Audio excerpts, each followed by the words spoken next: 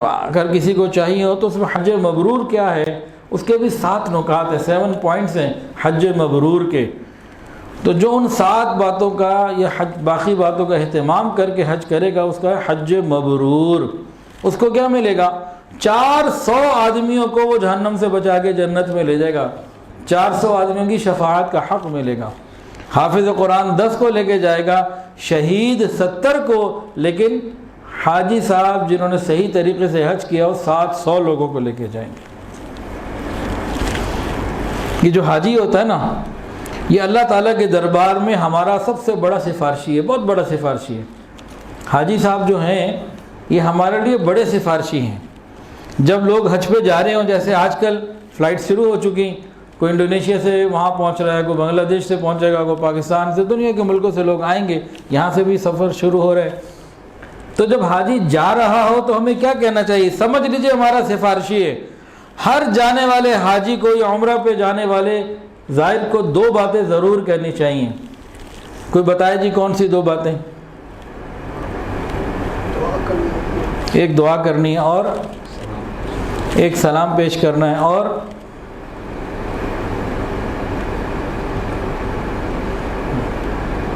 بھائی وہاں سے پیپسی نہیں منگوانی؟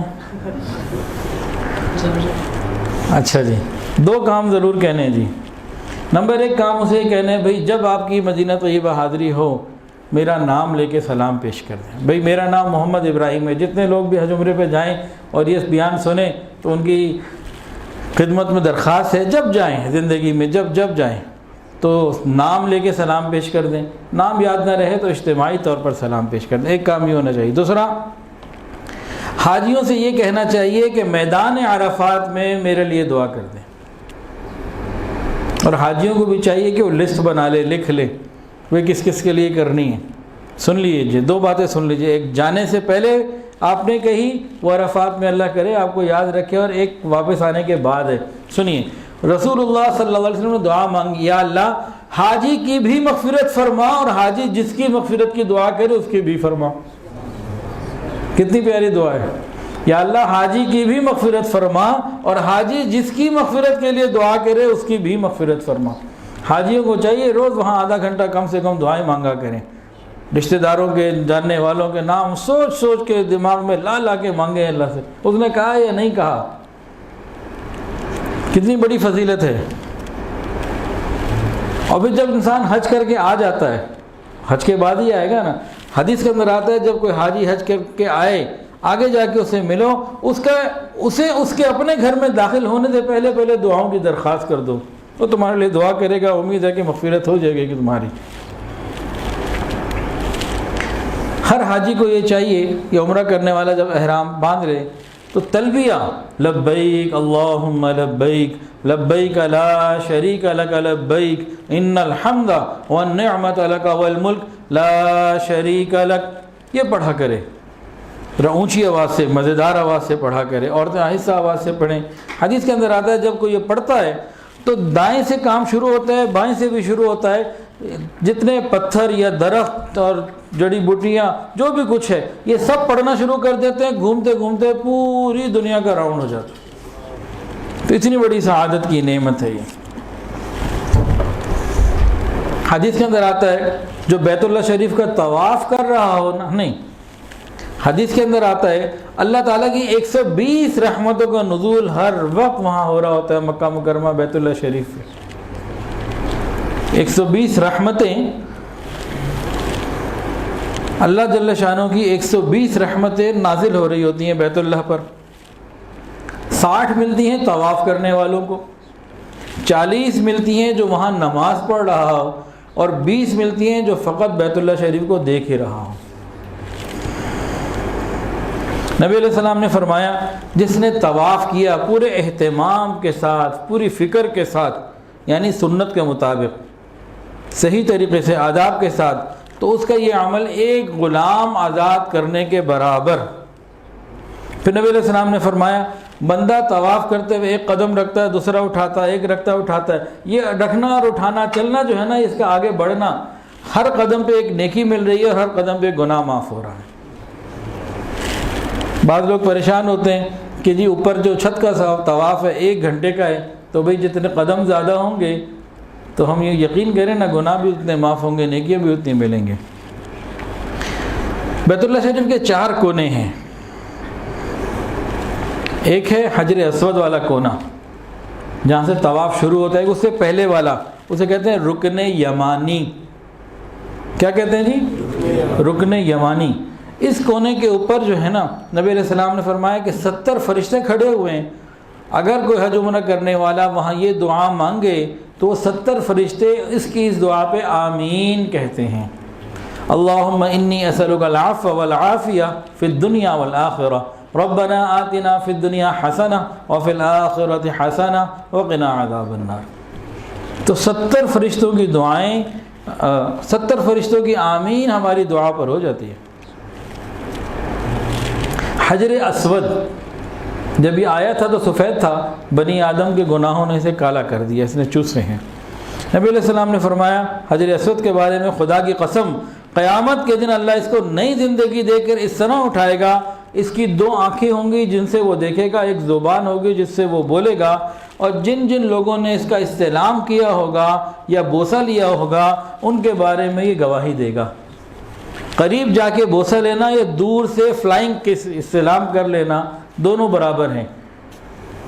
بعض لوگ سمجھتے ہیں کہ ہم دور دور سے کر رہے ہیں ہم کم رہ گئے، جو قریب جا کے کر رہے ہیں وہ آگے بڑھ گئے، یہ بات جو ہے نا مناسب نہیں۔ دونوں کی اجازت حدیث میں موجود ہے، اس لیے ہمیں اتنا گھبرانے کی ضرورت نہیں ہے۔ جو عرفات کا دن ہوتا ہے نا، شیطان ذلیل و خوار ہوتا ہے، سر پہ مٹی ڈال رہا ہوتا ہے، اور اللہ رب العزت آسمان دنیا پر آ کے اپنے بندوں پر فخر کا اظہار فرما رہے ہوتے ہیں۔ فرماتے ہیں میرے بندو اگر تمہارے گناہ ریت کے ذروں کے برابر ہیں یا دنیا کے دنوں کے برابر ہیں یا بارش کے قطروں کے مانند، سب معاف کر دی۔ بلکہ عرفات کے میدان میں اتنی رحمتوں کا نزول ہوتا ہے، حدیث کے اندر آتا ہے کوئی شخص اگر یہ خیال کرے کہ آج میری تو مغفرت نہیں ہو سکتی، میں تو بڑا گناہ گار ہوں، میری تو مغفرت نہیں ہوگی، اللہ رب العزت اس بندے کے اوپر ناراض ہوتے ہیں، تم میری رحمت کو اتنا چھوٹا کیسے کر سکتے ہو؟ کوئی بندہ حج کرنے والا 9 ذوالحجہ کو عرفات کے میدان میں ہو اور یہ گمان کرے کہ میری مغفرت تو نہیں ہوئی، اللہ اس بندے سے ناراض ہوتے ہیں، ایسی کیوں بات کر رہے بھائی تو؟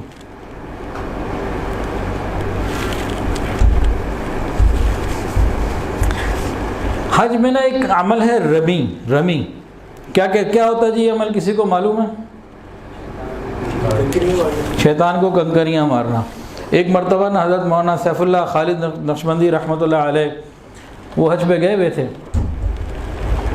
تو وہاں آپس میں کسی بات پہ حاجیوں میں لڑائی ہو گئی اور جانا بھی تھا رمی کے لیے۔ انہوں نے کہا ادھر جا کے کیا کرنا، شیطان تو خود ہی بنے ہوئے، ایک دوسرے کو مار لو۔ سمجھانے کے لیے ان کو کہا۔ ویسے خان صاحب بھی گئے تھے رمی کرنے، تو وہاں جا کے جو ہے نا 7 کنکریاں مارنی ہوتی ہیں، انہوں نے 6 مار لی، 1 رکھ لی۔ کسی نے پوچھا بھئی یہ کیوں رکھ لی؟ کہا اس کی بہن میرے گھر میں ہے نا، جا کے اس کو ماروں گا۔ اپنی بیوی کی بات کر رہا تھا۔ خیر یہ تو مذاق کی بات ہو گئی۔ رمی کا ثواب کتنا ہے؟ بہت بڑا ثواب۔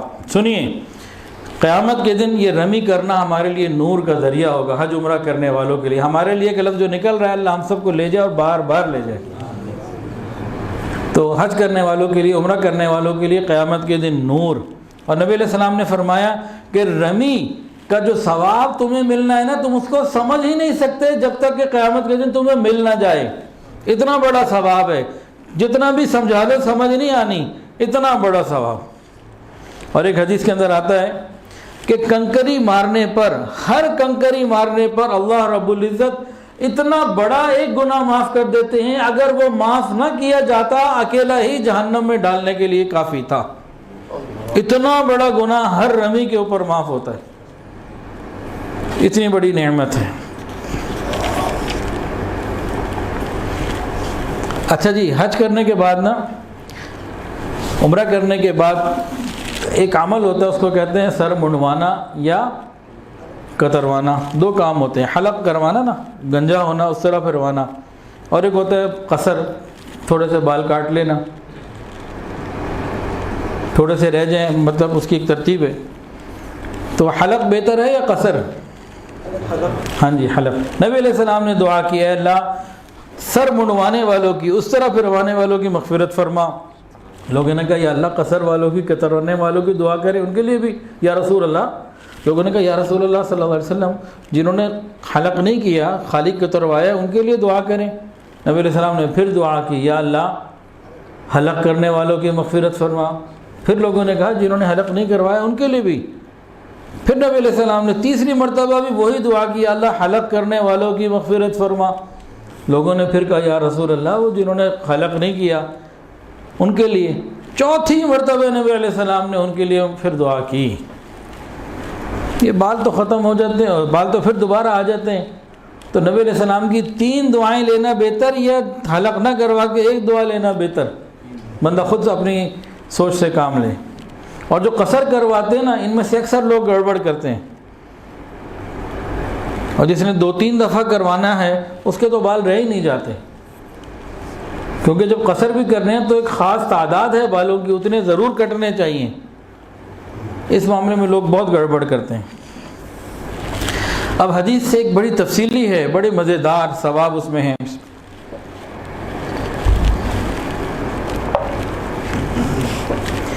حضرت عبداللہ ابن عمر رضی اللہ تعالی عنہما، یہ کن کے بیٹے ہیں؟ حضرت عبداللہ ابن عمر رضی اللہ تعالی عنہما فرماتے ہیں کہ ہم حج کے دوران مینا کی مسجد میں نبی علیہ السلام کی خدمت میں حاضر تھے۔ 2 شخص آئے، ایک انصاری اور ایک ثقفی۔ انہوں نے پوچھا یا رسول اللہ ہم آپ سے کچھ سوال پوچھنے آئے ہیں۔ نبی علیہ السلام نے فرمایا تم پوچھنا چاہو تو تم پوچھ لو، اگر کہو تو میں تمہیں بتا دوں تم کیا پوچھنے آئے ہو۔ کہ یا رسول اللہ پھر آپ بتا دیجئے ہم کیا پوچھنے آئے۔ پھر نبی علیہ السلام نے فرمایا کہ تم حج کے متعلق سوال پوچھنے آئے ہو کہ حج کے ارادے سے گھر سے نکلے تو کیا ملے گا، طواف کے بعد 2 رکعت پڑھیں گے تو کیا ملے گا، صفا مروہ کریں گے تو کیا ملے گا، عرفات میں ٹھہریں گے تو کیا ملے گا، شیطان کو کنکریاں ماریں گے تو کیا ملے گا، قربانی کا اجر کیا ہے، طواف زیارت کا کیا ہے، تم یہ پوچھنے آئے ہو۔ انہوں نے کہا اس ذات کی قسم جس نے آپ کو نبی برحق بنا کے بھیجا ہے، یہی تو پوچھنے آئے تھے ہم۔ پھر نبی علیہ السلام نے ایک ایک بات کی وضاحت کی۔ سنتے جائیے اور مانگتے جائیے، اللہ ہم سب کو بار بار حج عمرے کی توفیق عطا فرمائے۔ فرمایا حج کا ارادہ کر کے گھر سے نکلنے کے بعد تمہاری سواری اونٹنی وغیرہ جو قدم رکھتی ہے اٹھاتی ہے، اس کے بدلے تمہارے اعمال میں ایک نیکی لکھی جاتی ہے، گناہ معاف کیا جاتا ہے۔ طواف کے بعد 2 رکعت پڑھنے کا ثواب ایسے ہے جیسے کسی عربی غلام کو اللہ کے راستے میں آزاد کیا ہو۔ صفا مروہ کے درمیان سعی کرنے کا ثواب 70 غلاموں کو آزاد کرنے کے برابر۔ عرفات کے میدان میں وقوف عرفات کا ثواب یہ ہے، اللہ تعالیٰ آسمان دنیا پہ نازل ہو کر فرشتوں سے اظہار فخر فرماتے ہیں اور فرماتے ہیں میرے بندے دور دور سے پراگندہ بال آئے ہیں، میری رحمت کے امیدوار ہیں۔ اگر ان لوگوں کے گناہ ریت کے ذروں کے برابر ہوں یا بارش کے قطروں کے برابر یا سمندر کی جھاگ کے برابر، سارے معاف کر دیے۔ میرے بندے جاؤ، میرے بندو جاؤ، بخشے بخشائے چلے جاؤ، تمہارے بھی گناہ معاف ہیں اور جن کی تم سفارش کرو گے ان کے بھی گناہ معاف ہیں۔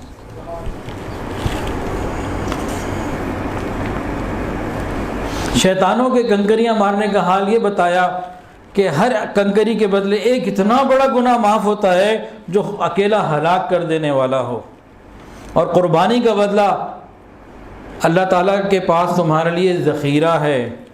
اور احرام کھولنے کے وقت جو سر منڈواتے ہیں، ہر بال کے بدلے ایک نیکی اور ایک گناہ کی معافی ہے۔ اس کے بعد جب انسان طواف کرتا ہے تو ایسے حال میں کرتا ہے اس وقت کوئی گناہ نہیں ہوتا، اور فرشتہ دونوں کندھوں کے درمیان ہاتھ رکھ کے کہتا ہے اب نئے سرے سے زندگی شروع کرو، پچھلے تو سارے ہو گئے معاف۔ تو یہاں تک بات ہماری چل رہی تھی وَأَتِمُّ الْحَجَّ وَالْعُمْرَةَ لِلَّهِ میں للہ، اللہ کے لیے کرو۔ تو جب اللہ کے لیے کریں گے تو یہ سب ملے گا۔ اب ہم آگے بڑھتے ہیں اتمام کی طرف کہ کامل طریقے سے کرنا، ناقص نہ ہونا۔ اب وَأَتِمُّ اتمام کیا ہے، وَأَتِمُّ کیا ہے، اس کو سمجھ لیجئے۔ یعنی اللہ تعالیٰ کے بتائے ہوئے طریقے، اصول، ضابطے، اعمال اور آداب کا خیال رکھتے ہوئے کرنا، تمام ممنوع کاموں سے بچنا، اور دوران حج عمرہ کوئی ایسی بات یا ایسا کام نہ کرنا جو اس عمل کی شان کے خلاف. اہتمام کسے کہتے ہیں؟ مذاق نہیں ہے، یہ بہت سمجھنے والی بات ہے.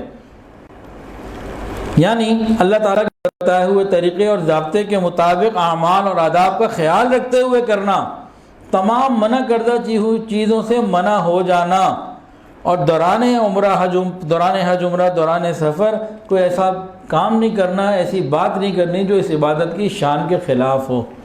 یعنی پورے آداب کو سیکھ کر سمجھ کر صحیح طریقے سے خشوع و خضوع کے ساتھ کرنا. اچھا جی، اب حج عمرہ کرنے کا ہم ارادہ جب کریں تو پہلا کام کیا کریں؟ رفیق سفر کا انتخاب. کس کے ساتھ جانا ہے بھائی؟ بہت امپورٹنٹ ہے. علماء اور مشائخ کے ساتھ، اللہ والوں کے ساتھ جانے کا مزہ کچھ اور.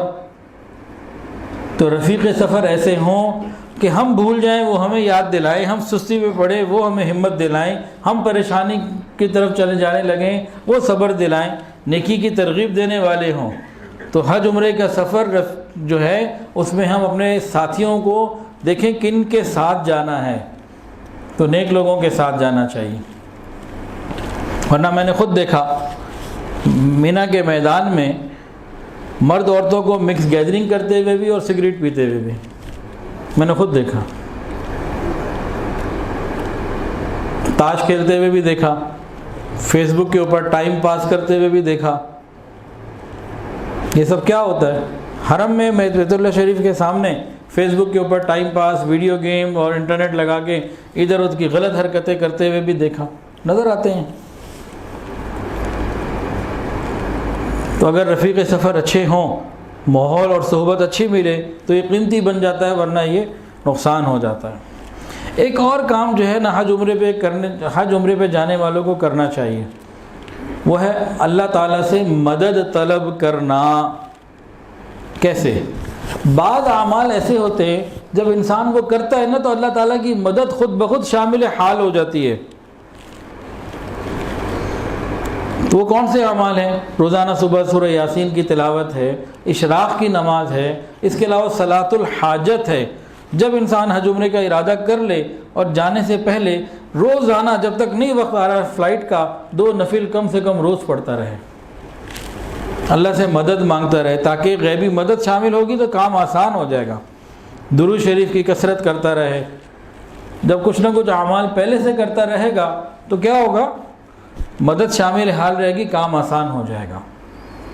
اس کے علاوہ ذہن سازی کس کی؟ اپنی، دوسروں کی نہیں. اپنی ذہن سازی کرے، اپنے آپ کو تیار کرے. کن باتوں کے لیے؟ پہلی بات اس بات کو نوٹ کر لے کہ حج عمرہ ہے ہی تکلیف کا نام، مشقت کا نام، محنت کا نام. ان چیزوں کو برداشت، تکلیفوں کو برداشت کرنے کا نام.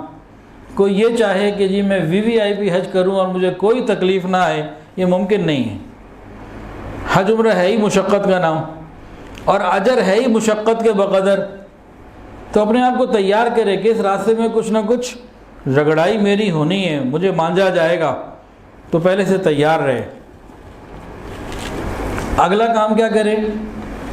حج عمرے پہ جانے والا ہر شخص لوگوں کی خدمت کرنے کی نیت سے جائے. یعنی کہ لوگ میری خدمت کریں، جی میں نے پیسے دے دیے ہر چیز کے تو اب سب میری خدمتیں ہوں، میں صاحب بن کے جا رہا ہوں. نہیں، صاحب بن کے نہیں جانا، اللہ کا بندہ بن کے جانا ہے اور بندوں کی خدمت کی نیت کر کے جانا ہے. اس کا خیال رکھیں. صبر، شکر اور وقت کی اہمیت، ان 3 چیزوں کا احساس پورے سفر میں ساتھ ہونا چاہیے. کون سی 3 چیزیں؟ صبر، شکر اور وقت کی اہمیت کا احساس. یہ وہ وقت ہے جو پرائم ٹائم ہوتا ہے زندگی کا. اس کے علاوہ غصہ، فکر، آرام پسندی، ان چیزوں کو جو ہے نا یہی چھوڑ کے جائیں. وہاں آرام پسندی کے لیے نہیں جانا، غصے کو لے کے نہیں جانا. ایک کام اور کرنے کی ضرورت ہے، اس کو کہتے ہیں استعاذہ. اللہ تعالیٰ سے پناہ مانگتے رہنا. جیسے ہی حج عمرہ کا انسان ارادہ کرے فوراً اللہ سے پناہ مانگنا روز شروع کر دے. یا اللہ کوئی ایسی رکاوٹ نہ آ جائے، کوئی بیماری، کوئی تکلیف، کوئی ایسی پریشانی نہ آ جائے، میرا سفر ہی رہ جائے. تو یہ بھی انسان اپنے عمل میں رکھے۔ ایک کام اور کرنے کی ضرورت ہے حج عمرے پہ جانے والوں کو، جانے سے پہلے یہ ورزش کرتا رہے، یہ روزانہ پیدل چلنے کی ترتیب بنائے جتنا یہ آسانی سے کر سکتا ہو، کیونکہ وہاں پیدل خوب چلنا ہوتا ہے۔ یہاں سے عادت ہوگی، تیاری ہوگی، وہاں مسائل پیش نہیں آئیں گے، ورنہ جو لوگ یہاں پیدل نہیں چلتے وہاں چلنا پڑتا ہے، تو پھر کیا ہوتا ہے، کھلیاں پڑ جاتی ہیں، بیٹھ جاتے ہیں، پھر عبادت نہیں زیادہ کر پاتے۔ پہلے سے ہی اپنے آپ کو جب وارم اپ کر لیں گے تو آسانی ہو جائے گی، تو اپنے آپ کو تیار ہم کریں۔ ایک اور چیز ہے جی تدبیر اختیار کرنا، وہ اللہ فرماتے ہیں وَتَزَوَّدُوا فَإِنَّ خَيْرَ الزَّادِ التَّقْوَىٰ۔ زاد راہ میں کئی پوائنٹس ہیں۔ پہلا پوائنٹ، جب ہم جا رہے ہوں تو واپس آنے تک پیچھے گھر والوں کے تمام ضروریات کا خیال ہم رکھ کے جائیں، وہ ادھر ادھر مانگتے ہوئے نہ پھریں، پریشان نہ ہوں۔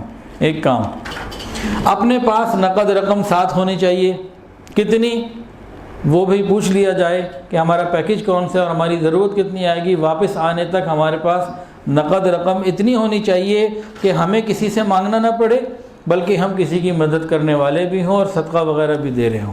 اس حساب سے تیاری کریں۔ مال کیسا ہو، حرام یا حلال؟ پاکیزہ اور حلال طیب مال ہونا چاہیے۔ حرام مال سے حج قبول نہیں ہوتا، تو مال حلال کی ضرورت ہے، اور جو ضرورت کی چیزیں ہیں وہ ہمارے پاس ساری ساتھ ہونی چاہیے، چاہے وہ کپڑوں کے اعتبار سے ہیں، کاغذات کے اعتبار سے ہیں، دوائیوں کے حساب سے ہیں، تو ان چیزوں کا بھی ہمارے پاس خیال رہنا چاہیے۔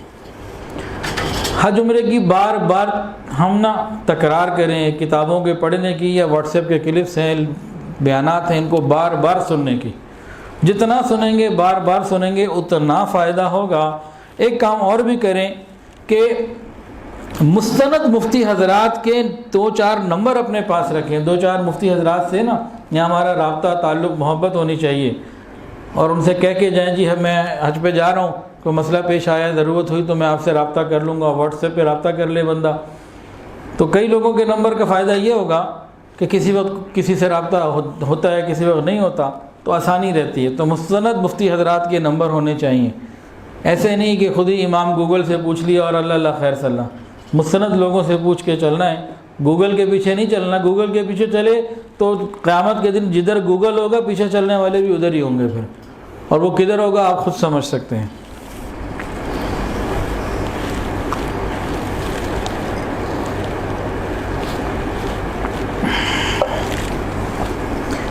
حج عمرہ کیسا ہونا چاہیے، حج کیسا ہونا چاہیے، اس کی روح کیا ہو، اس کی حقیقت کیا ہو۔ ایک واقعہ ہے شیخ المشائخ قطب دورہ حضرت شبلی رحمۃ اللہ علیہ کا۔ ان کا ایک مرید حج کر کے آیا اور حضرت کے پاس آیا، کہنے لگا حضرت میں حج کر کے آیا ہوں۔ اب حضرت نے تو اس کی ایسی کلاس لی کہ انہوں نے تو ایک کی کلاس لی، آج ہر حاجی کی کلاس اس واقعے سے ہو رہی ہوتی ہے۔ اسے سمجھ آ جاتی ہے کہ بھئی میرا حج ہے کدھر، حاجی لکھوانا چاہیے کہ نہیں لکھوانا چاہیے۔ بہت عبرت انگیز اور بہت سمجھنے والا یہ واقعہ ہے، انسان اگر اس کو سمجھے تو سنیے اور دل کے کانوں سے سنیے۔ شیخ المشائخ قطب دورہ حضرت شبلی رحمۃ اللہ علیہ کا ایک مرید حج کر کے آیا حضرت کے پاس، اور پھر جو اس کے سوال جواب ہیں وہ ذرا توجہ سے سنیے۔ شیخ نے بہت سارے سوالات کیے، اس مرید نے خود بتایا کہ مجھ سے شیخ نے پوچھا تم نے حج کا ارادہ اور عزم کیا تھا؟ کہنے لگا ہاں جی، بڑا پکا پختہ عزم اور ارادہ کیا تھا۔ شیخ نے کہا اس ارادے کے ساتھ ان تمام ارادوں کو ایک دم چھوڑنے کا ارادہ کر لیا تھا جو حج کی شان کے خلاف ہوں؟ کہ نہیں یہ تو میں نے نہیں کیا۔ تو تم نے ارادہ ہی کوئی نہیں کیا۔ پھر پوچھا کیا تم نے احرام کے کپڑے بدلے تھے؟ جب احرام پہننے لگے تھے تو کپڑے نکال دیے تھے بدن کے؟ جی بالکل نکال دیے تھے۔ پھر پوچھا کیا اس وقت اللہ جل شانہ کے سوا ہر چیز کو اپنے سے جدا کر دیا تھا؟ نے کہا نہیں، کبھی تم نے کپڑے ہی کیا نکالے۔ پھر پوچھا وضو اور غسل طہارت کے ذریعے طہارت حاصل کی تھی؟ وضو اور غسل کے ذریعے طہارت حاصل کی تھی؟ جی ہاں بالکل، بڑی پکی پاکیزگی حاصل کی تھی۔ فرمایا کیا اس وقت ہر قسم کی گندگی اور لغزش سے پاکی حاصل ہو گئی تھی؟ کہ نہیں وہ تو نہیں ہوئی۔ کہا تم نے کون سی پاکی حاصل کی؟ پھر آپ نے فرمایا لبیک پڑھا تھا؟ جی پڑھا تھا۔ کیا اس وقت اللہ جل جلالہ کی طرف سے لبیک کا جواب ملا تھا؟ کہتے ہیں نہیں۔ پھر تم نے کہاں لبیک پڑھا؟ کیا پڑھا؟ پھر پوچھا حرم محترم میں داخل ہوئے تھے؟ جی داخل ہوا تھا۔ پوچھا اس وقت ہر حرام چیز کو ہمیشہ چھوڑنے کا ارادہ کر لیا تھا؟ کہتے ہیں نہیں میں نے تو یہ نہیں کیا۔ وہ حرم میں تم داخل ہی نہیں ہوئے۔ پھر پوچھا مکہ مکرمہ شہر کی زیارت کی تھی؟ جی کی تھی۔ اس وقت دوسرے عالم کی زیارت نصیب ہوئی؟ نہیں۔ پھر تم مکہ میں بھی داخل نہ ہوئے۔ مسجد حرام میں داخل ہوئے تھے؟ وہ مسجد جس میں بیت اللہ شریف ہے اسے کیا کہتے ہیں؟ مسجد حرام۔ مسجد حرام میں داخل ہوئے تھے؟ کہا ہاں۔ پوچھا اس داخلے کے وقت میں تمہیں اللہ جل جلالہ کا خاص قرب عطا ہوا تھا، محسوس ہوا تھا؟ کہ نہیں مجھے تو کوئی احساس نہیں ہوا۔ کہ تم داخل ہی نہ ہوئے۔ کعبہ کی زیارت کی تھی؟ بیت اللہ شریف کی زیارت کی تھی؟ ہاں جی کی تھی۔ اس وقت تمہیں وہ چیز نظر آئی جس کی وجہ سے کعبہ کا سفر کیا جاتا ہے؟ کہتے مجھے تو کچھ نظر نہیں آیا۔ کہ تم نے بیت اللہ کو کہاں دیکھا؟ پھر پوچھا طواف میں رمل کیا تھا؟ ذرا اکڑ کے چلنے کا نام خاص طریقے سے۔ کیا تم نے طواف میں رمل کیا تھا؟ جی کیا تھا۔ فرمایا کہ کیا اس بھاگنے میں کیا دنیا سے ایسے بھاگے تھے جس سے تم نے محسوس کیا ہو کہ تم دنیا سے بالکل یکسو ہو چکے ہو؟ کہا نہیں ایسا تو کچھ نہیں۔ تم نے پھر رمل بھی کوئی نہیں کیا۔ پھر اگلا سوال پوچھا کیا حجر اسود پر ہاتھ رکھ کر بوسہ دیا تھا؟ کہا دیا تھا۔ تو خوف سے لرزاتے ہوئے پوچھا تمہارا ناس ہو تجھے پتہ بھی ہے حجر اسود پر ہاتھ رکھ کر بوسہ دینا ایسا ہے جیسے اللہ تعالیٰ کا مصافحہ کرنا، اللہ تعالیٰ سے مصافحہ کرنا؟ تو جو اللہ سے مصافحہ کرتا ہے ہر طرح کے امن میں آ جاتا ہے۔ کیا اس وقت تیرے اوپر امن کے کچھ آثار ظاہر ہوئے تھے؟ کہنے لگا نہیں۔ فرمایا کہ پھر تو نے حجر اسود پہ بوسہ ہی نہیں دیا، ہاتھ ہی نہیں رکھا۔ پھر پوچھا مقام ابراہیم پر کھڑے ہو کے 2 رکعت نماز پڑھی تھی؟ ہاں جی پڑھی تھی۔ فرمایا اس وقت اللہ جل جلالہ کے حضور ایک بڑے مرتبے میں تم پہنچے تھے، کیا اس کا حق ادا کیا تھا اور جس مقصد سے وہاں کھڑے تھے وہ پورا کیا تھا؟ کہتے ہیں مجھے تو کچھ نہیں پتا کہ تو نے نماز بھی نہ پڑھی پھر مقام ابراہیم پر۔ پھر پوچھا صفا مروہ کے اوپر چڑھے تھے؟ میں نے کہا جی چڑھا تھا۔ پوچھا صفا مروہ کے درمیان جب چڑھے تھے کیا کیا؟ تو کہنے لگا کہ جی میں نے 7 مرتبہ تکبیر کہی اور حج کے مقبول ہونے کی دعا کی۔ پھر شیخ نے پوچھا کیا تمہاری تکبیر کے ساتھ فرشتوں نے بھی تکبیر کہی اور تمہیں اپنی تکبیر کا اس کی حقیقت کا کچھ ادراک اور احساس ہوا؟ کہتے ہیں نہیں، کبھی تم نے تکبیر بھی نہیں۔ پھر پوچھا صفا سے نیچے اترے تھے؟ اترا تھا۔ اس وقت ہر قسم کی گندگی دور ہو کر تمہارے اندر صفائی آ گئی تھی؟ کہ نہیں، پھر تم نہ چڑھے نہ اترے۔ پھر پوچھا صفا مروہ کے درمیان دوڑے تھے؟ ہاں جی دوڑا تھا۔ اس وقت تم اللہ کے علاوہ ہر چیز سے بھاگ کر اس طرف پہنچ گئے تھے؟ ایسی کیفیت پیدا ہو گئی تھی کہ ہر چیز سے بھاگ گئے تھے اللہ کے لیے، اللہ کی طرف ہو گئے تھے؟ کہ نہیں یہ تو نہ ہوا، کہ تم دوڑے ہی نہیں۔ پھر پوچھا مروہ پہ چڑھے تھے؟ ہاں جی چڑھا تھا۔ کیا تم پر وہاں سکینہ نازل ہوا اور تم نے اس میں سے وافر بڑا حصہ حاصل کیا؟ کہتے نہیں، کہتے تم مروہ پہ چڑھے ہی نہیں۔ پھر پوچھا مینا گئے تھے؟ ہاں جی گیا تھا۔ پوچھا وہاں اللہ رب العزت کے ساتھ ایسی امیدیں بن گئی تھیں جو عام وقت میں نہیں ہوتی، خاص امیدیں کچھ آئی تھیں؟ کہ نہیں مجھے تو کوئی ایسی کیفیت نہیں ملی۔ کہا تم مینا گئے ہی نہیں۔ پھر پوچھا مسجد خیف جو مینا کے اندر ایک مسجد ہے اس میں داخل ہوئے تھے؟ ہاں داخل ہوا تھا۔ پوچھا اس وقت اللہ رب العزت کا ایسا خوف تمہارے اوپر طاری ہوا تھا جو اس سے پہلے کبھی نہ ہوا ہو؟ کہ میرے تو کچھ بھی نہ ہوا، کہ تم مسجد خیف میں داخل ہی نہ ہوئے۔ پھر پوچھا عرفات میں پہنچے تھے؟ ہاں پہنچا تھا۔ وہاں اس چیز کو پہچان لیا تھا کہ دنیا میں کیوں آئے ہو، کیا کر رہے ہو، کہاں اب جانا ہے؟ ان حالات کے اوپر کچھ خیال پیدا ہوا تھا؟ کہ نہیں مجھے تو کچھ بھی نہ ہوا عرفات میں۔ کہ نہیں پھر تم عرفات گئے ہی نہیں۔ پھر پوچھا مزدلفہ گئے تھے؟ جی حضرت گیا تھا۔ پوچھا وہاں اللہ رب العزت کا ایسا ذکر کیا کہ اللہ کے سوا ہر ایک چیز سے تم ماں سوا سے دل کو بھلا بیٹھے ہو، بس ایک اللہ ہی کا خیال رہا ہو؟ ایسی کیفیت ہوئی تھی جو قرآن کے اندر آتا ہے فاذکروا اللہ عند المشعر الحرام۔ کہنے لگا حضرت ایسی کیفیت تو نہیں ہوئی۔ کہا تو مزدلفہ بھی نہیں گئے۔ پھر پوچھا مینا میں جا کر قربانی کی تھی؟ ہاں جی کی تھی۔ اس وقت اپنے نفس کو ذبح کیا تھا؟ کہ حضرت یہ تو نہ کیا، پھر تم نے قربانی بھی کوئی نہ کی۔ پھر پوچھا رمی کی تھی؟ شیطان کو کنکریاں ماری تھی؟ جی حضرت بالکل ماری تھیں۔ پھر پوچھا ہر کنکری کے ساتھ اپنے جہل کو کم ہوتا ہوا اور علم کو بڑھتا ہوا محسوس کیا تھا کہ جہالت کم ہوئی اور علم بڑھا کہ نہیں ایسا تو کچھ نہ ہوا کہ تم نے تو رمی بھی نہیں کی. پھر پوچھا طواف زیارت کیا تھا؟ میں نے کہا کیا تھا. اس وقت کچھ حقائق منکشف ہوئے، اللہ تعالیٰ کی طرف سے خاص اعزاز اور اکرام کی کچھ بارشیں تم پر ہوئیں کہ نہیں ایسا تو کچھ نہ ہوا کہ تم نے طواف زیارت بھی نہ کی، تم نے تو پھر طواف زیارت بھی نہ کیا. پھر پوچھا حلال ہوئے تھے؟ حلال ہونا کسے کہتے ہیں؟ احرام کی حالت سے نکلنا، حلق کروا کے احرام کی حالت سے نکلنا. حلال ہوئے تھے؟ ہاں جی ہوا تھا. اس وقت ہمیشہ حلال کمانے کا عہد کیا تھا کہ جی یہ تو نہیں کیا کہ تم حلال بھی نہ ہوئے. پھر پوچھا الوداعی طواف کیا تھا؟ جی کیا تھا. اس وقت اپنے تن من کو بالکل الوداع کہہ دیا تھا کہ یہ تو نہیں کیا. فرمایا کہ تم نے طواف وداع بھی نہیں کیا. پھر فرمایا دوبارہ حج کو جاؤ اور جس طریقے سے میں نے کہا ہے اس طریقے سے تم حج ادا کر کے آؤ. یہ طویل قصہ صرف اس لیے بتایا سنایا کہ اللہ والوں کا حج، اہل ذوق کا حج وہ کیا ہوتا ہے. آج کسی حاجی سے معلومات لینی ہو نا تو سب سے پہلے وہ پوچھتا ہے کہ بھئی وہاں وائی فائی ہوگا کہ نہیں ہوگا، کھانا پینا ملے گا کہ نہیں ملے گا. بس دو کام زیادہ پوچھتا ہے.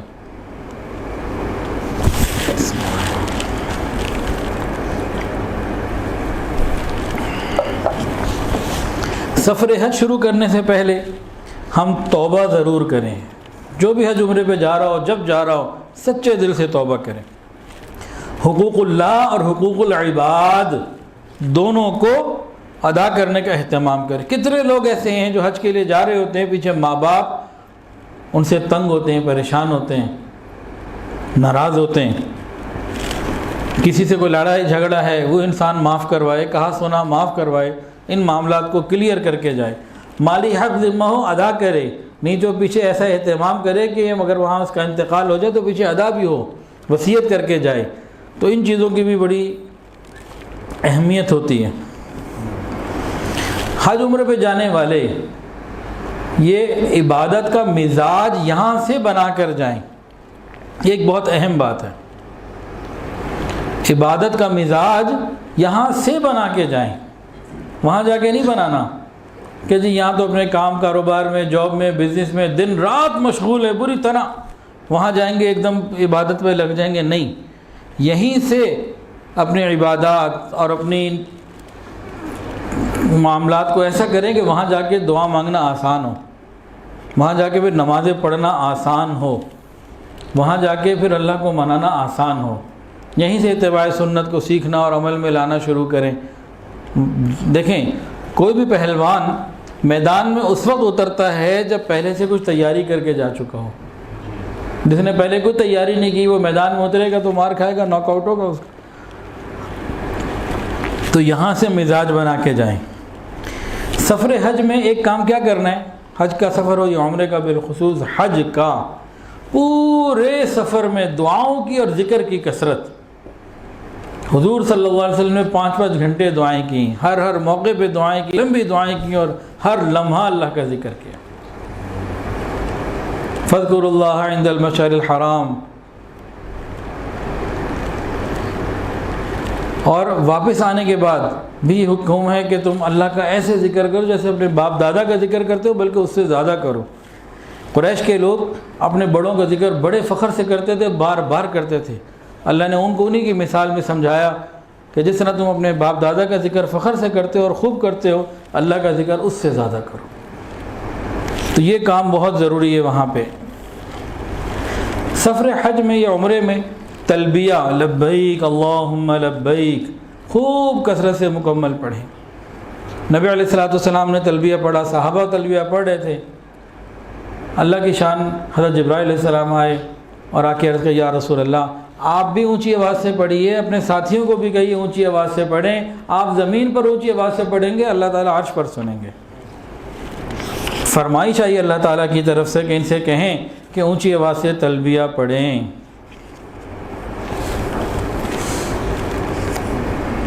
آج پورے جہاز میں 200-300 حاجی ہوتا ہے، لیکن تلبیہ پڑھنے والے 4-5 ہی لوگ ہوتے ہیں جن کی آواز آ رہی ہوتی ہے. شرم آتی ہے لوگوں کو نا اونچی آواز سے تلبیہ پڑھتے ہوئے، شرم آتی ہے. نامحرم کے ساتھ کھڑے ہوتے ہوئے شرم نہیں آتی، اسے ہاتھ میں لاتے ہوئے شرم نہیں آتی، مناسب اونچی آواز سے تلبیہ پڑھتے ہوئے شرم آتی ہے، بڑے بڑے لوگوں کو آتی۔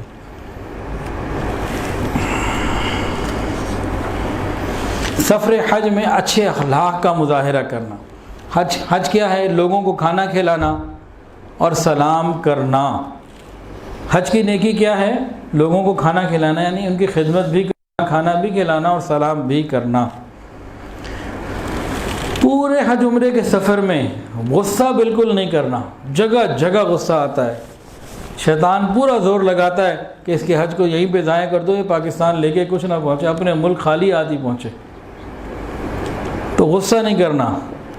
اور پورے سفر میں نرم گفتگو، رسول اللہ صلی اللہ علیہ وسلم نے زندگی میں نرم گفتگو کی، بالخصوص حج کے دوران کئی ایسے معاملات پیش آئے، آپ نے ہر جگہ نرمی کو سامنے رکھا، نرم گفتگو کی۔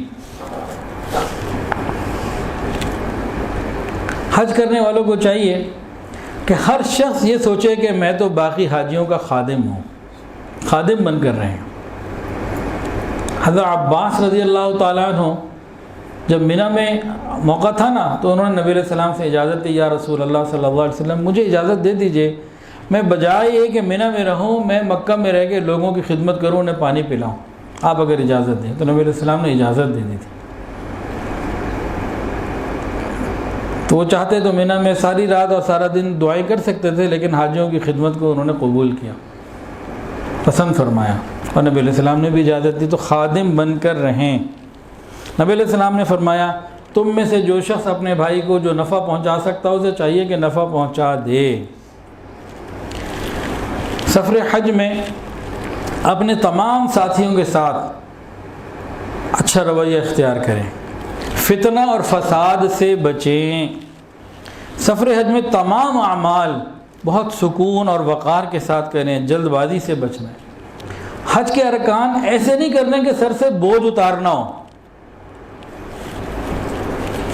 بہت سے لوگ اس طرح سے لگ رہا ہوتا ہے کہ پتہ نہیں کوئی بوجھ اتارنا چاہتے ہیں، کوئی جان چھوڑانا چاہتے ہیں، نہ، تمام کام بڑے پرسکون طریقے سے کرنے کی ضرورت۔ نبی علیہ السلام حج پہ تھے، پیچھے سے دیکھا کہ لوگ تیزی کے ساتھ جانور دوڑانے میں، شوق، جذبہ، ولولہ صحابہ کرام کا تھا۔ نبی علیہ السلام نے فرمایا لوگوں آرام اور اطمینان کے ساتھ چلو، وقار کے ساتھ چلو، سکون کے ساتھ چلو، یہ تمہارے لیے زیادہ بہتر ہے۔ اس طرح تیزی کرنا، دوڑانا جانوروں کو، سواریوں کو، یہ کوئی نیکی نہیں ہے۔ اس طرح جو نوجوان ون ویلنگ کرتے ہیں اور موٹر سائیکلیں اس طرح تیز دوڑا کے جان خطرے میں ڈالتے ہیں، تو ان کو بھی نبی علیہ السلام نے سمجھا دیا کہ اوور اسپیڈنگ کرنا، یہ ون ویلنگ کرنا، یہ سب چیزیں کوئی نیکی نہیں ہے، کوئی اچھی خیر کی باتیں نہیں ہیں۔ تو سکون اور وقار کے ساتھ ہونا چاہیے۔ ایک اور چیز بہت زیادہ اہمیت کی حامل ہے جو حج عمرے کرنے والوں کو کرنا چاہیے، شعائر اللہ کی تعظیم۔ یہ ہمارے اندر سے ختم ہوتی چلی گئی ہے۔ وَمَن يُعَظِّمْ شَعَائِرَ اللَّهِ فَإِنَّهَا مِن تَقْوَى الْقُلُوبِ، جو شخص اللہ تعالیٰ کے شاعر کی تعظیم کرے، یہ دلوں کے تقوی کے لیے، یہ دلوں کے تقوی سے حاصل ہوتی ہے۔ شاعر اللہ کون سے ہیں؟ بیت اللہ شریف، پوری مسجد نبوی، پورا مسجد حرام، اور وہاں کی ساری چیزیں، مزدلفہ، عرفات، مینا، یہ سب شاعر اللہ میں سے ہیں۔ صفا مروہ، ان الصفا والمروہ من شعائر اللہ، ان چیزوں کا ادب اور احترام ہو، وہاں ہم ایسی کوئی حرکت نہ کریں جو ان کے آداب کے خلاف ہو۔ یا ایھا الذین آمنوا لا تحلوا شعائر اللہ، اے ایمان والو اللہ کی نشانیوں کی بے حرمتی مت کرو۔ حرم کی تعظیم میں امت کی حفاظت ہے۔ نبی علیہ السلام نے فرمایا نہیں، حضرت سعید بن مسیب فرماتے ہیں کہ مجھے یہ بات پہنچی ہے کہ اہل مکہ اس وقت تک ہلاک نہ ہوں گے جب تک حرم کو حل سمجھنے نہ لگیں، یعنی حرم کی جو خاص کیفیت ہے اس کو بھول جائیں، سمجھیں کہ کیا ہے، شہر ہی ہے نا، کوئی بھی ہے، جیسے جدہ ہے، جیسے ریاض ہے، جیسے اور دوسرے شہر ہیں، یہ بھی ایک شہر ہے۔ جس وقت یہ کیفیت آ گئی تو سمجھ لو تباہ ہو گئے۔ قرآن کے اندر آتا ہے وَمَن يُرِدْ فِيهِ بِإِلْحَادٍ بِظُلْمٍ نُذِقْهُ مِنْ عَذَابٍ أَلِيمٍ۔ ہم ابھی لاہور میں بیٹھے ہیں نا، دل میں اگر گناہ کا ارادہ آ بھی جائے گا، اگر گناہ کیا نہیں تو گناہ لکھنے والا فرشتہ اس کو لکھ نہیں سکتا، پکڑ نہیں ہے اس پہ جب تک گناہ کر نہ لو۔ حرم مکہ مکرمہ میں گناہ کے ارادے پر بھی گناہ لکھ دیا جاتا ہے. بہت بڑا دربار ہے، تو گناہ کرنا یہ تو بہت بڑی بری بات ہے. حرم کے گناہوں کا وبال بھی باقی جگہ کے گناہوں کے وبال سے بہت زیادہ، جس طرح نیکی 1,00,000 گنا زیادہ ہے نا، اس طرح گناہوں کا وبال بھی بہت بڑا ہے. علماء نے لکھا ہے جو شخص حرم کے حقوق آداب کی رعایت نہ رکھ سکے اسے چاہیے کہ وہ وہاں نہ رہا کرے، جائے عمرہ کرے اور نکلے وہاں سے. جتنا ہی رہے گا اپنے اعمال کو کالے کرے گا. ملا علی قاری رحمۃ اللہ لکھا ہے کہ اگر امام اعظم امام ابو حنیفہ رحمۃ اللہ علیہ ان حالات کو دیکھتے جن میں ہم گزر رہے ہیں تو مکہ مکرمہ میں رہائش اختیار کرنے کو حرام قرار دے دیتے. اور یہ کب کی بات کر رہے ہیں مولا علی قاری رحمۃ اللہ علیہ؟ آج سے 450 سال پہلے کی، جب نہ موبائل تھا، نہ یوٹیوب تھا، نہ فیس بک تھی. یہ چیزیں، یہ فتنے نہیں تھے اس وقت.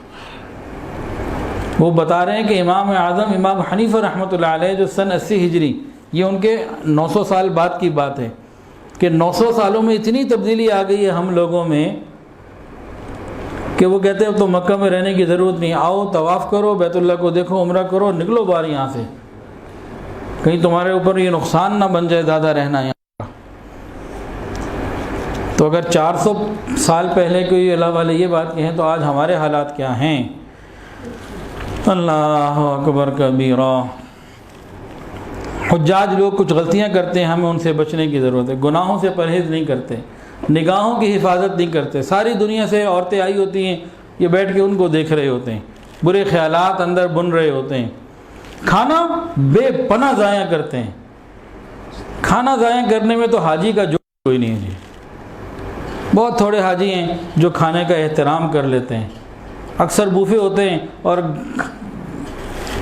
سنیے، دل کے کانوں سے سنیے، رسول اللہ صلی اللہ علیہ وسلم اپنے گھر میں داخل ہوئے، روٹی کا ایک ٹکڑا زمین پہ پڑا ہوا تھا. امی عائشہ کو دیکھا تو فرمایا عائشہ عزت والی چیز کی عزت کر لیا کرو. بہت کم ایسا ہوتا ہے کہ اللہ تعالیٰ اگر کسی کی ناقدری کی وجہ سے اسے نعمت واپس لے لے پھر دے بھی دے، ایسا بہت کم ہوتا ہے. عزت والی چیز کی عزت کیا کرو.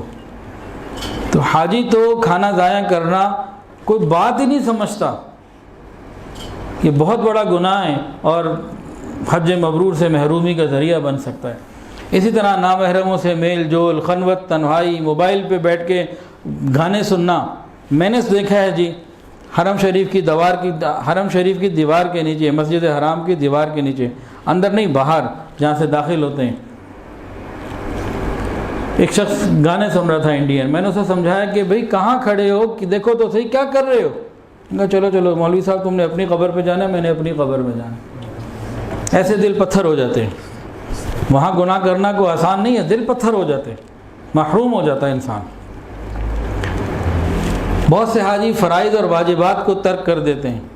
رفیق سفر اگر اچھے نہیں ہیں نا تو کئی لوگ مسجد میں نماز ہی نہیں پڑھتے، ہوٹل میں ہی بیٹھے رہتے ہیں. باجماعت نماز نہیں پڑھتے مرد، ایسے ہی ٹائم ضائع کر دیتے ہیں.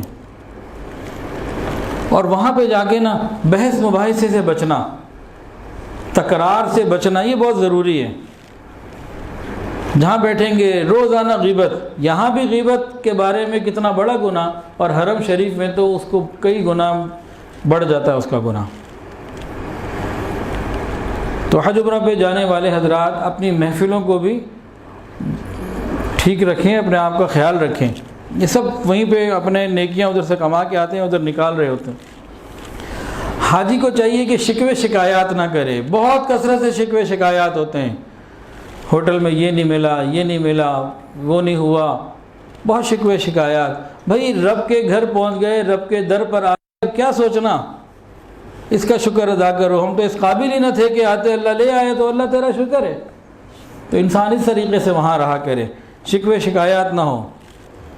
پھر وہاں دھکم پیل، ایک دوسرے سے آگے بڑھنے کے لیے اس طریقے سے لوگوں کو تکلیف پہنچانا، ایذا پہنچانا، یہ بھی گناہ کی بات ہے. ان چیزوں سے بھی بچنے کی ضرورت. آپ کو میں ایک اسٹوڈنٹ کا حال سناتا ہوں.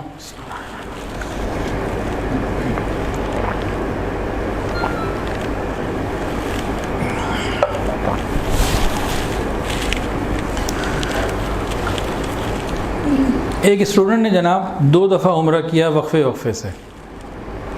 دوبارہ جب عمرہ کر کے آئی نا کہنے لگی حضرت ہمارا پہلے والا عمرہ تھا نا، میں نے خوب طواف کیے، خوب ذکر کیا، خوب نیکی کی، بڑا دل لگا، بڑا اللہ تعالیٰ کے ساتھ تعلق بنا، واپس آنے کے ساتھ بھی خوب اچھا رہا. اس عمرے میں کچھ بھی نہیں کر سکی، بس وہ ایک آدھ تب عمرہ کر لیا، کبھی طواف کیا، کبھی وہ بھی نہیں کیا، نماز بھی کبھی رہ گئی کبھی ہو گئی، اور بڑا میں پریشان ہوں کہ یہ والا عمرہ اچھا نہیں ہو سکا.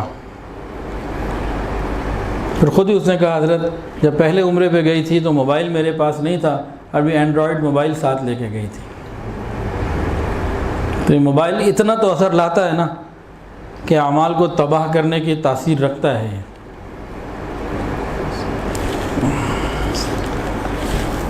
تو وہاں حج عمرے پہ جانے والوں کو چاہیے کہ حالات حاضرہ سیاسی باتوں کے پر وقت گزارنے کے بجائے اللہ کی عبادت میں وقت گزاریں، بحث مباحثے سے بچیں. پاکستان آ کے پھر دوبارہ حالات حاضرہ کو دیکھ لیجیے گا، وہاں چند دن کے لیے گئے ہوئے ہیں تو وہاں اپنے اندر کے حالات کو ٹھیک کرنے کی فکر کر لیں.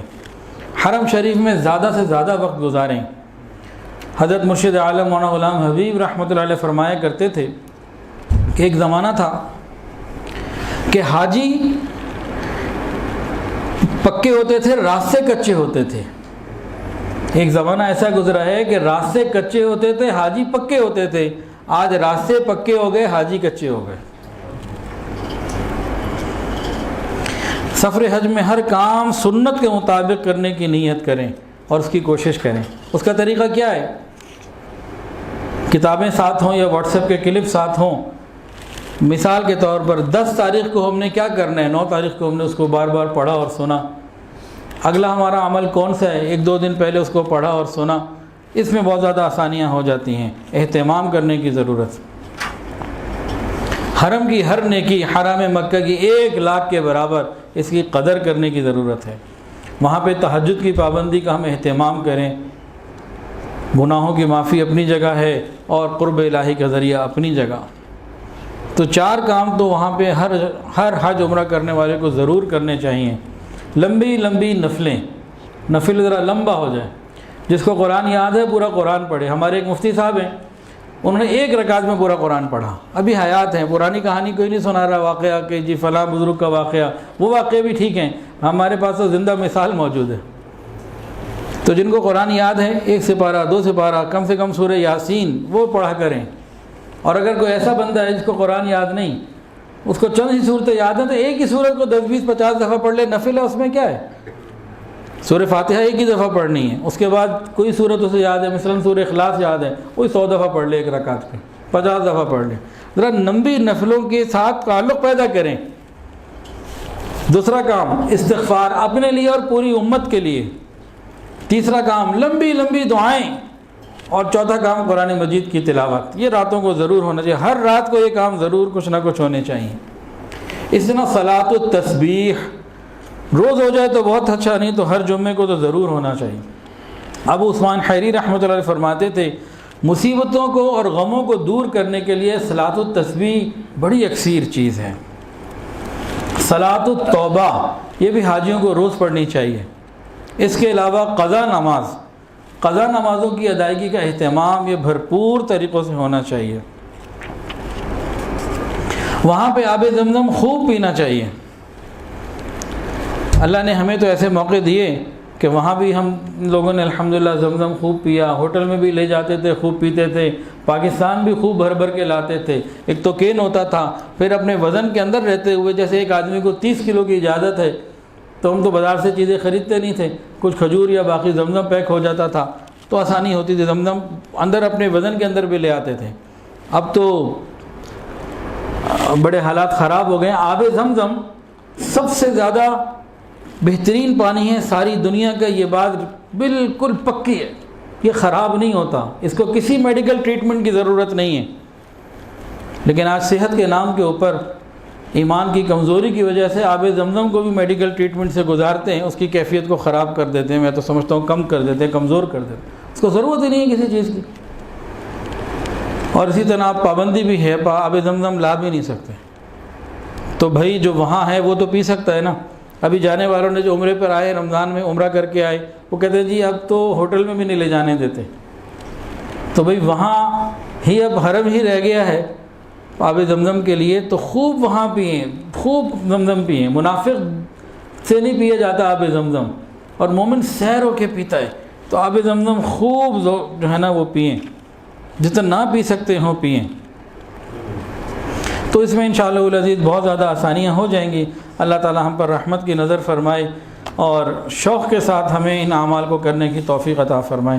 تو ایک بیان تو یہ ہو گیا، ایک انشاءاللہ اگلی اتوار کو ہوگا، اس میں مدینہ طیبہ کی حاضری اور عمرے کی کچھ باتیں آ جائیں گی، اور تیسرے بیان میں حج کی باتیں آ جائیں گی۔ لیکن یہ سب ریپیٹڈ چل رہا ہے، اس سے پہلے الحمدللہ ریکارڈڈ ساری چیزیں موجود ہیں، کسی کو ضرورت ہو جانے والوں کو تو وہ لے سکتے ہیں۔ اب کچھ باتیں آخر میں چولستان کے حوالے سے۔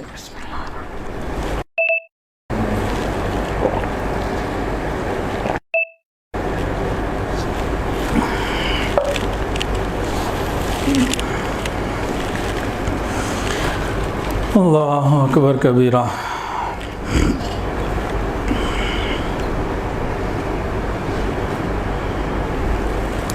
چولستان دنیا کا 7واں بڑا صحرا ہے، اور وہاں تقریباً 2 لاکھ انسان بستے ہیں اور 13 لاکھ جانور ہیں۔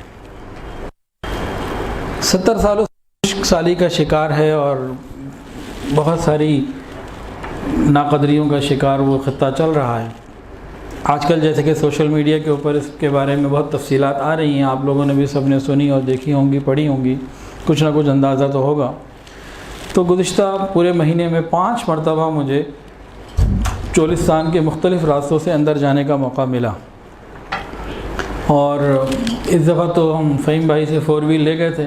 میرے پاس تو 4 ویل نہیں ہے، پریس ہے، وہ زیادہ دور نہیں جا سکتی ریگستان میں، تو 4 ویلر لے کے گئے، تو ہم بہت اندر تک جو ہے نا وہ گئے، بہت ساری چیزوں کو ہم نے دیکھا۔ ہماری قوم کا ایک عمومی مزاج ہے، ذرا جذباتی فیصلے جلدی کر لیتے ہیں، زیادہ کر لیتے ہیں، جذبہ کم ہوتا ہے۔ تو خیر ہم نے پھر بہت سارے سروے کیے، چیزوں کو دیکھا کہ کرنا کیا چاہیے۔ تو کچھ تو ایک وقتی ریلیف ہے نا، جیسے راشن دے دیا، پانی کا ٹینک لے کے کچھ پانی بھر دیا، یہ وقتی چیزیں ہیں، یہ بھی ہم نے کی کچھ۔ لیکن اصل ہمارا ٹارگٹ تھا کہ بھئی ہم اس کو مستقل بنیادوں پہ کیا کر سکتے ہیں الکہف کے پلیٹ فارم سے۔ تو ساتھیوں کا اصرار تھا، ایولون ہائی اسکول والے ہر سفر میں ساتھ مستقل ساتھ رہے، آدھی رات کو بھی ان کو بلایا تو اسی وقت پہنچ گئے۔ تو الحمدللہ وہاں پھر ہم نے کافی جب سروے کیا، وہاں کے لوگوں سے ہم نے حالات لیے، انٹرویوز کیے، مختلف لوگوں کو ہم نے رہبر بنایا۔ 2 بندے وہاں الکہف کے پیرول پہ ہم نے باقاعدہ ہائر کر لیے جو مستقل جاتے ہیں۔ اب جناب انہوں نے 4 ویل لے کے جانا تھا، تو کسی سے 4 ویلر لی، تو صرف ایک دن کے سروے آنے جانے میں 7,000 روپے کا پیٹرول سڑ گیا۔ اب اندر جانا آنا ہے، اور 4 ویلر اگر پرانی ہو تو 5 کلومیٹر 6 کلومیٹر سے زیادہ ایوریج نہیں دیتی، اور وہاں جگہ ایسی ہیں جہاں زیادہ کام کی ضرورت ہے، وہاں آپ عام گاڑی پہ جا نہیں سکتے۔ اور عام طور سے جانے والے جو ہیں نا، یہ کیا کرتے ہیں، یہ قریب کل ہم نے دیکھا، بڑا غصہ اور تکلیف ہوئی۔ منڈی ازمان سے ایک راستہ آگے نکلتا ہے، وہاں سے ہم گئے تو نہر ہم نے دیکھی چولستان میں، جس میں پانی بھی تھا، اور وہ جاتی ہے شاید 20 کلومیٹر کم و بیش، اور اس کے بعد پھر آگے اور آگے پھر تو پانی ہے ہی نہیں نا، وہ نہر شہر کے قریب ہے۔ اب نہر کے اوپر ہم دیکھ رہے ہیں کہ ہر تھوڑی دیر بعد ہینڈ پمپ، تھوڑا سا آگے چلو ایک اور ہینڈ پمپ، تھوڑا آگے چلو ایک اور ہینڈ پمپ، ادھر بھی ہینڈ پمپ۔ آپ نے کبھی ادھر کینال روڈ پہ ہینڈ پمپ کبھی دیکھا، کسی اور نہر پہ ہینڈ پمپ دیکھا ہے؟ وہ کیا ہوتا ہے، یہ ہوتا ہے بھئی کسی نے پیسے بھیجے بھی ہینڈ پمپ لگا دینا، اس نے کہا بھئی نہر پانی 7 ہے، 6 فٹ نیچے پائپ ڈالو، پانی نکل ہی آئے گا، پانی نکالنے کی تصویر بھیج دیں گے، ہمارا کام پورا ہو گیا۔ تو یہ کام بھی وہاں بڑے ہیں۔ تو جتنا دور جانا ہے نا، اس کے لیے پھر محنت، مستقل مزاجی اور گرمی کی شدت اور تکلیفیں برداشت کرنی پڑتی ہیں۔ تو ہم لوگوں نے پھر وہاں کئی فیصلے کیے ہیں، الحمدللہ اس پہ عمل شروع کر دیا۔ ایک تو یہ ہے ٹوبوں کی صفائی، ٹوبہ کسے کہتے ہیں جی، کسی کو پتہ؟ یہ بتا دوں، بتا دیں؟ اچھا جی بتا دیں۔ بہت بڑا حوض، پانی رکھنے کی، اسٹور کرنے کی بہت بڑی جگہ جو زمین میں ہے، اوپن اسکائی کے نیچے، اسے ٹوبہ کہتے ہیں۔ جب بارش ہوتی ہے نا، آسمانی بارش، تو یہ ٹوبے بارش سے بھر جاتے ہیں. ان ٹوبوں سے انسان اور جانور 6 7 8 مہینے تک اس بارش سے فائدہ اٹھاتے ہیں. یا دوبارہ بارش ہو جائے تو دوبارہ ریفل ہو جاتے ہیں. اب ایک سوال پیدا ہوتا ہے کہ ریتلی زمین میں جب پانی اسٹور کیسے ہوتا ہے؟ تو اس کا جواب بھی سن لیجئے. اگر آپ کہیں بھی ٹوبہ بنا لیں گے تو ٹوبہ نہیں بنے گا. اگر نیچے ریت ہی ریت ہے نا تو پانی آپ جتنا مرضی ڈال دیں سارا نیچے. صحرائی زمینوں میں عجیب عجیب ہم نے دیکھا، کہیں تو گاڑی چلنا مشکل، کہیں اتنی کہ کھڑے ہوئے تو پاؤں نیچے جا رہا ہے، اور جناب کہیں اتنی پتھر کے لوگوں نے بتایا کہ یہاں تو جہاز تک لینڈ کر سکتا ہے. اس کو کہتے ہیں ڈار، DAR ڈار. تو جہاں پہ ڈار ہو نا وہاں ٹوبہ بنا لیا جاتا ہے، تو پانی کو نیچے نہیں جانے دیتا، اتنا سخت ہوتا ہے خود بخود ہی قدرتی. تو وہاں اس کی صفائی کا ہم نے کیا. الحمدللہ آج رپورٹ آئی، اور ہم جب تھے وہاں پہ تو پرسوں رات کو ہماری ایک ایکسیویٹر 5 ٹرالیاں اور مزدور آ گئے تھے، شروع ہو گیا تھا. پھر ہم واپس آ گئے تو کل الحمدللہ ایک ٹوبہ مکمل صاف ہو گیا. 274 کی ٹرالیاں اسے نکال کے باہر پھینکی. کیا مطلب؟ اب بارش محکمہ موسمیات کے مطابق جون کے آخر میں جولائی کے شروع میں ہونی ہے انشاءاللہ. اللہ کرے اور جلدی ہو جائے اور رحمت کی بارش ہو، پورے ملک میں ہو. اس ٹوبے کی اگر صفائی نہ کی ہوتی تو اس کی اسٹوریج کیپیسٹی کم ہوتی. اب 274 مٹی کی ٹرالیاں بھر بھر کے جب باہر نکلی ہیں تو آپ سمجھ لیجئے کتنی زیادہ اسٹوریج میں اضافہ ہو گیا. اور یہ ان کا ایک نیچرل سورس ہے پانی کا، اور وہ ہمیں کب سے، آج سے تو نہیں ہزاروں سال سے ہے، اسی طرح چل رہا ہے سلسلہ. تو اب ہم نے وہاں 50 ٹوبوں کی صفائی کا جو ہے نا وہ ارادہ کیا ہوا ہے اس علاقے میں، جو منڈی ازمان سے 80 سے لے کے 100 110 کلومیٹر تک جاتا ہے. یعنی صحرا میں اترنے کے بعد بھی 50 60 کلومیٹر بعد جا کے یہ علاقے ادھر ہیں، 40 50 55، کیونکہ برابر تو نہیں ہے سارے، تو اس طرح مختلف ان کی صفائی ہم نے شروع کروا دی الحمدللہ. دوسرا، وہاں پہ کنڈ کنویں کو کہتے ہیں، زیر زمین کنواں ڈھکا ہوا، اس کی صفائی کے لیے بھی الحمدللہ کام شروع کروا دیا ہے. تیسرا، وہاں ہم نے کچھ ہینڈ پمپ لگانے ہیں، اس کے اوپر ورکنگ چل رہی ہے. چوتھا، کچھ سولر پمپ لگانے ہیں پانی نکالنے کا. تو پانی کہیں 150 فٹ ہے، کہیں 200 فٹ ہے، کہیں بیٹھا ہے، کہیں پھیکا ہے، اس طرح کی چیزیں ہیں. تو یہ سب کام تو انشاءاللہ تعالیٰ کرنے ہیں. اس کے علاوہ الحمدللہ وہاں نواب صاحب جو ہیں ان کی اولاد، محسن پاکستان تھے نواب صادق پنجم، بہاولپور کے نواب.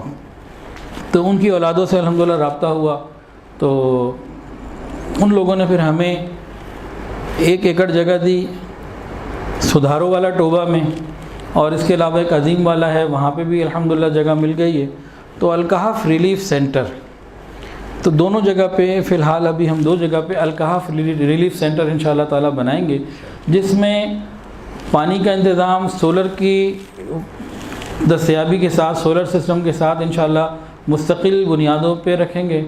اور وہاں پہ اپنی اس 8 کنال کی جگہ میں انشاءاللہ تعالیٰ ابھی مشورے چل رہے ہیں، تو کنڈ بھی بنا لیں گے، ہینڈ پمپ بھی لگا لیں گے، مختلف چیزیں وہاں ہم کریں گے تاکہ وہاں پہ اس جگہ پہ پانی اللہ تعالیٰ عافیت رکھے تو پرماننٹ موجود رہا کرے. پھر اسی کے اندر ہم نے انشاءاللہ تعالیٰ ایک اور کام بھی کیا. وہاں ہم نے دیکھا 25 30 کلومیٹر دور تک مسجد، مدرسہ، اسکول کوئی نہیں. بچوں کی زندگی بھی وہاں پہ جانوروں کے ساتھ، بڑوں کی زندگی بھی جانوروں کے ساتھ. شعور ان کو نہیں، کلمہ بڑے لوگوں کو نہیں آتا. اور ہمارے ایک ساتھی بتا رہے تھے 1 سال کی جماعت وہاں سے گزر رہی تھی، تو ان لوگوں نے کہا کہ ان لوگوں کو جب ہمیں کلمہ سکھانا پڑا نا تو ایسے بھی لوگ آئے کہ 2 دن لگے، کئی گھنٹے، 2 گھنٹے 3 گھنٹے ایک دن اور کئی گھنٹے دوسرے دن، 2 دن میں جا کے ان کو صرف اتنا سکھایا کہ لا الہ الا اللہ محمد الرسول اللہ. یعنی جانوروں کے ساتھ رہتے نا بس وہ جانوروں ہی کی بولی چل رہی ہے اور بہت حالات خراب ہیں. تو وہاں انشاءاللہ العزیز ہم اسکول بنائیں گے. ایولون ہائی اسکول والے ساتھ تھے اور انہوں نے ارادہ کیا، اس کی یہاں تیاری شروع کر دی ہے. انشاءاللہ وہاں ہم تعمیرات کریں گے اسکول کی، اور وہاں کے بچوں کی جو عصری تعلیم ہے اس کا نظام انشاءاللہ ایولون ہائی اسکول والے دیکھیں گے. اور دینی تعلیم، جن کا قرآن ٹھیک ہو جائے، انہیں نماز آ جائے، ان کو کلمہ تو کم سے کم آئے. تو تو کچھ چیزیں ان کو آ جائیں. ہم یہ نہیں کہتے کہ ہم وہاں ان کو شیخ الحدیث بنا سکیں گے, مفتی صاحب بنا سکیں گے, عالم صاحب بنا سکیں گے, وہ تو دور کا بھی بات ہے. ابھی تو انہیں چند باتیں اسلام کی ابتدائی ہی آ جائیں, تو اس کے لیے بھی انشاءاللہ ہم نے باقاعدہ وہ کرنا ہے کہ الکحف ریلیف سینٹر میں پانی کا انتظام, پھر اگر ضرورت ہوئی تو چارے کا, جانوروں کا انتظام, پھر وہاں کبھی راشن کی تقسیم میں کوئی ضرورت ہوئی تو وہ ہمارے لیے سینٹر ہوگا تو بہت ساری چیزوں کے کام آئے گا. اور جب وہ بنا ہوا ہوگا, صاف ستھرا ہوگا, تو اگر تبلیغی جماعتیں بھی وہاں سے گزریں گی تو وہ بھی وہاں رہ کے پھر لوگوں کے اندر کام کر سکیں گی. اور بھی کسی کو ضرورت ہوگی وہاں ریلیف کا کوئی کام کرنا چاہتا ہے, کوئی بھی تنظیم, کوئی بھی لوگ, تو بھئی وہاں سے ان کو ایک جگہ مل جائے گی جہاں سے وہ آگے کو کام کر سکیں. اور ہم خود بھی انشاءاللہ اللہ تعالیٰ ہمت دے اور جتنا کر سکیں گے آسانی کے ساتھ کریں گے. تو اس طرح کی ہم نے کچھ چیزیں سوچی ہوئی ہیں, کچھ چیزیں اور بھی ہیں وہ میرے ذہن سے نہیں آ رہی, نکل نہیں رہی. تو بہرحال وہاں کے حالات کو سوچ کے, سمجھ کے, دیکھ کے ان لوگوں سے پوچھو آپ کو کس چیز کی ضرورت ہے. تو اس حوالے سے انشاءاللہ تعالیٰ ہمارا ارادہ ہے کہ پورا اس کو کریں گے. دعا ہے کہ اللہ تعالیٰ اس کو ہمارے لیے آسان فرمائے. اور میرے لیے ایک دعا بھی کر دیں, اللہ مجھے ہی ایک 4 ویلر دے دیں. میں نے اللہ سے مانگا اس سفر میں, نے کہا گلگت کے پہاڑ, چترال کے پہاڑ, ادھر بھی 4 ویلر چاہیے, ادھر ریگستان آپ نے دے دیا. سوچا بھی کبھی نہیں تھا میں چولستان دیکھوں گا, خواب میں بھی نہیں سوچا تھا. تو وہاں بھی 4 ویلر چاہیے. اب ہر دفعہ کسی سے مانگ کے جانا یہ اچھا لگتا ہے, یا مجھے اللہ دے دے آپ کو یہ اچھا لگتا ہے؟ تو بس اللہ سے ذرا آپ لوگوں نے مانگنی ہے, اللہ تعالیٰ اپنی ہی دے دے. نہیں تو کل فہیم صاحب کے بعد میں ان کی گاڑی واپس دینے گیا تو خیر انہوں نے جو ہے وہ بہت خوشی کا اظہار کیا, اور ان کا جی دوبارہ بھی جانا ہو تو لے لیجیے گا. تو اب دیکھیں اللہ انشاءاللہ. تو یہ چند باتیں تھیں چولستان کے حوالے سے. اور بہت ساری تنظیمیں لگی ہوئی ہیں ماشاءاللہ, بہت سارا کام ہو رہا ہے. اور محسوس یہ ہوتا ہے کہ ایک دل کا خیال ہے, اب اللہ جانے کہ یہ پورا ہوگا کہ نہیں ہوگا. محسوس یہ ہوتا ہے آئندہ 8-10 سالوں میں نا چولستان کی زندگی یہ بدلنے والی ہے. یہ محسوس ہو کہ بہت پورا پاکستان ہی متوجہ ہے, ہماری کوئی حیثیت نہیں ہے, کوئی کام بھی نہیں ہے. وہاں جب حالات دیکھیں نا تو دل سے یہ آواز آ, اللہ کے سوا کوئی ایک اکیلا نہیں ہے جو کسی کی ضرورت پوری کر سکے. ہم کچھ بھی کر لیں, ایک چھوٹے سے علاقے تک ہی محدود رہ سکتے ہیں, وہ اتنی بڑی جگہ ہے, رب کے سوا کوئی پورا کرنے والا نہیں. اور ہم نے بھی کیا کرنا ہے, وہ تھوڑا سا بھی رب کی مدد سے ہی کرنا ہے, ایسے ہم بھی نہیں کر سکتے. اللہ ان کے لیے بھی آسانی فرمائے. اور واپسی پہ جب ہم لاہور پہنچیں اور جناب ٹول پلازے سے باہر نکل کے موٹر وے سے دریائے راوی کو دیکھا ہے, نظر ڈالی ہے, ہمیں تو دریائے راوی بھی چولستان ہی نظر آیا. ریت ہی ریت, ریت ہی ریت, ریت ہی ریت. پھر وہ بچپن کے واقعات یاد آ گئے جب ابو کے ساتھ جاتے تھے. ہم امی ابو 4 بہن بھائی تھے, 6 ٹوٹل لوگ. آم کے جناب جو ہے نا وہ 10 کلو آم یا آم کی پیٹیاں ساتھ رکھ لیں, وہ ٹھنڈا آم, برف. اور اس کے بعد اس زمانے میں مجھے یاد ہے ابو ڈیل کرتے تھے نا وہ چپو والی کشتی سے 50 روپے 60 روپے گھنٹہ, وہ 3-4 گھنٹے کے لیے ہوتی تھی بک. اور دریائے راوی میں جا رہے ہیں اور ہر طریقے کا جو ہے نا وہ ایک انجوائمنٹ ہوتی تھی. اور جب سیلاب آتا تھا ہر سال لاہور میں تو دریائے راوی کا جو پل ہے یہاں تک سیلاب میں نے خود دیکھا ہے اپنی آنکھوں سے, پانی. اور اب تو اس زمانے میں شادرہ میں اور راوی کے قریب کوئی زمین خریدتے ہوئے بھی ڈرتا تھا گھر بناتے ہوئے کہ سیلاب آ گیا تو ڈوب جائے گا. اب تو لگتا ہے کہ راوی کے اندر بھی پلاٹنگ ہو جائے نا تو کہہ دیں گے ٹھیک ہے لے لو. ہمارے گناہوں کی وجہ سے ہے یہ عمل. تو چولستان تو ہے چولستان, وہ دریائے راوی بھی چولستان نظر آ رہا تھا. اللہ تعالی ہمارے سارے دریاؤں کو سیراب فرمائے اور پورے ملک میں باران رحمت عطا فرمائے. چولستان میں بھی چولستان ہے, تھر ہے, بلوچستان کے بہت سارے علاقے ہیں جہاں پانی نہیں ہے. اللہ تعالیٰ سب کے لیے آسانی فرمائے. وآخر دعوانا ان الحمدللہ رب العالمین. توبہ کے کلمات پڑھ لیجئے, جو بیعت ہونا چاہیں بیعت کی نیت کر سکتے ہیں. ساتھ ساتھ پڑھ لیجئے بسم اللہ الرحمن الرحیم. لا الہ الا اللہ محمد رسول اللہ. اشہد ان لا الہ الا اللہ واشہد ان محمدا عبدہ ورسولہ. استغفر اللہ ربی من کل ذنب واتوب الیہ. استغفر اللہ ربی من کل ذنب واتوب الیہ. استغفر اللہ ربی من كل ذنب وأتوب إليه برحمتك يا أرحم الراحمين۔ تھوڑی دیر کے لیے مراقبہ کر لیجئے، آنکھوں کو بند کر لیجئے، سروں کو جھکا لیجئے، یہ خیال کر کے بیٹھیے کہ اللہ کی رحمت آ رہی ہے، میرے دل میں سما رہی ہے اور میرا دل کہہ رہا ہے اللہ اللہ اللہ۔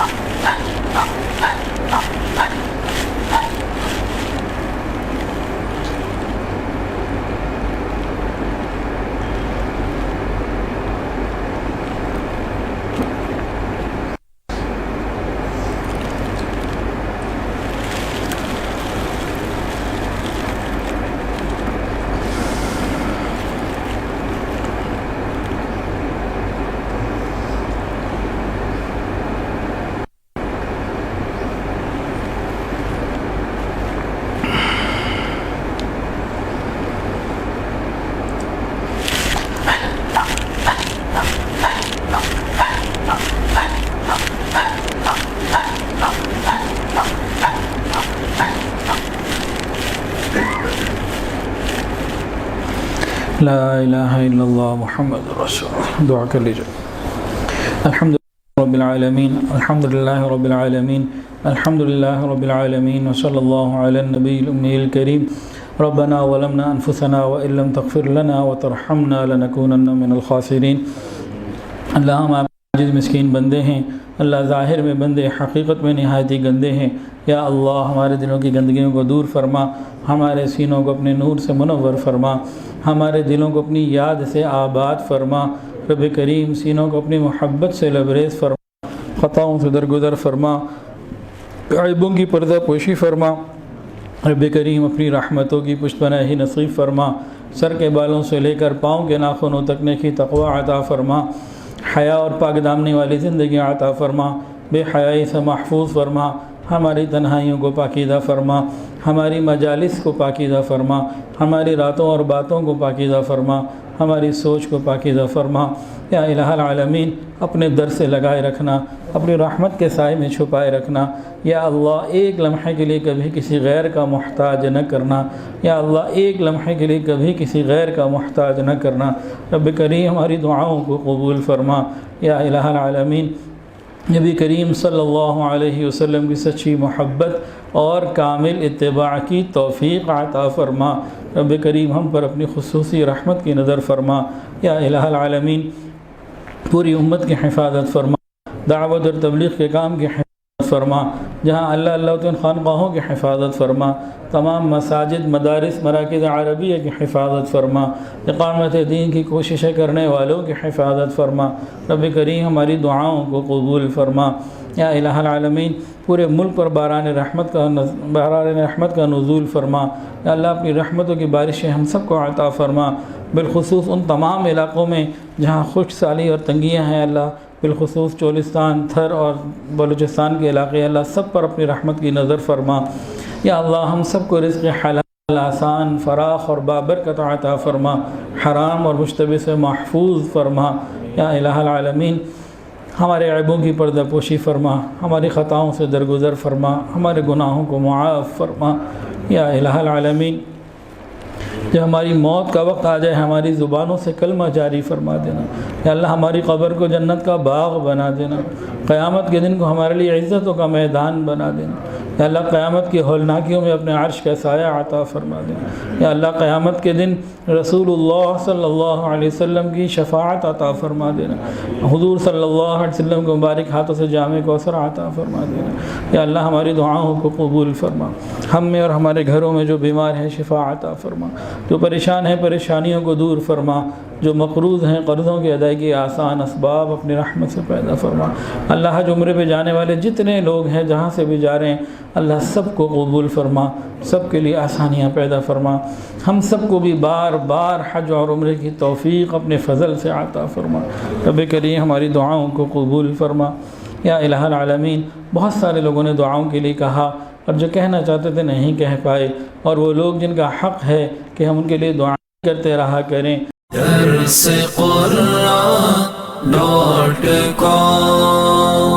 www.darsequran.com